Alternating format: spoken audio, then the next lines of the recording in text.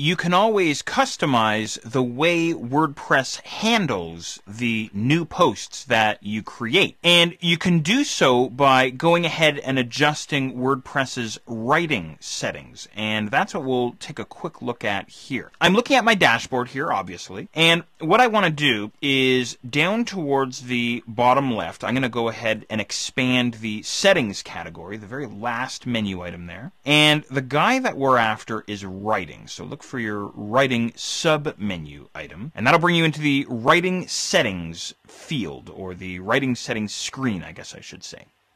Now, there's lots and lots to look at here. The first option here, size of the post box. What that is that's the size of the, you know when we were creating our posts not too long ago? Well, we had that body field, right? And that body field is actually pretty small. So what you can do is you can come here and you can increase the size of that body field, or that editor box, if that makes sense. If you have no idea what I'm talking about, check this out. So the default is 10 lines, right? Let's make some kind of a dramatic change. I'm going to change this to 50 lines, right? And what I'll do is I'll just scroll all the way down to the bottom. Whenever you make a change inside this screen, you have to click on Save Changes. So scroll all the way down to the bottom and go ahead and click on Save Changes. And WordPress goes ahead and saves up the customization that you and I just made. Okay, now check this out. I'm going to go over to the left-hand side, expand posts, and I'm going to click on Add New. Okay, now give me a moment here. I'm just going to expand things out here. As always, we can see what's happening. This main field here is exactly what I'm talking about. If I scroll down here, look how huge this editor field now is, this main body field. It's massive, it's huge. Maybe it's too big, I don't know. But personally, I like a lot of elbow room when I'm creating my posts, especially my longer posts, right? And especially the posts that contain a lot of HTML, right? So give this a try, just so we really have this down. I'm going to scroll all the way back down underneath settings, and I'm going to go back to reading. Oh, sorry, it wasn't reading, it was writing that we wanted. Make sure you're in the writing screen there. And instead of 50 lines, maybe I'll cut that in half. I'll type in 25. And then don't forget, down at the very bottom of the screen, we have to click on Save Changes. Okay, so now the editor box is going to be 25 lines long. So, back underneath Posts, over on the left-hand side, let's click on Add New once again. And this main body field that we have here now is now half the height that it was just a moment ago. So it's entirely up to you how large you want to make this editing field. But as I say, I like mine nice and big, but that's just a personal choice.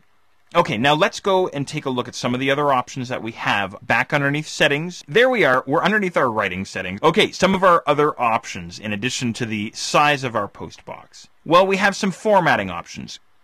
Convert emoticons like this guy and this guy to graphics or images within our post. So this is turned on by default. It's up to you. You can keep that turned on or you can turn it off. WordPress should correct invalidly nested XHTML automatically. That's not a bad idea to turn that guy on. So in other words, WordPress is going to automatically correct any errors inside your nested HTML. Now below that we have default post category, and we haven't talked about categories in much detail yet, but if I had several categories that I've already established for my blog, what I can do inside this area here is I can go and choose the default category that all new posts should be filed under. For example, one of the blogs that I run, I have a news and updates category, and that's my default category. So, in other words, if I forget to add on a category, or if I forget to apply a category for a post, I know that the post by default is going to wind up inside my news and updates category. I hope that makes sense.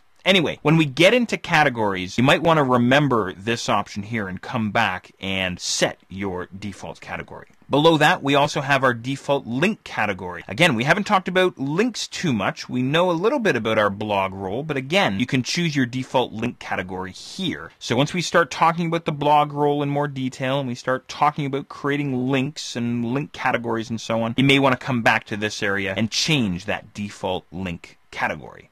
Okay, now below that we have some remote publishing options, which is extremely cool, by the way. So, to post to WordPress from a desktop blogging client or a remote website, you've got to set up these options here. Now, I don't do much remote publishing, but it is kind of cool. It's something that you might want to dig into here. It needs to use something called the Atom Publishing Protocol. So you might want to read up a little bit more on that, but it is possible to do it. And even cooler, if I continue scrolling down, we can actually create new posts via email, which is extremely cool. Again, not something that I've dug into too far myself, but it is possible if you want to dig into that further. And of course, all the way down at the bottom, don't forget, because people always forget, they don't click on Save Changes, so they wonder why their customizations have not been applied to their blog.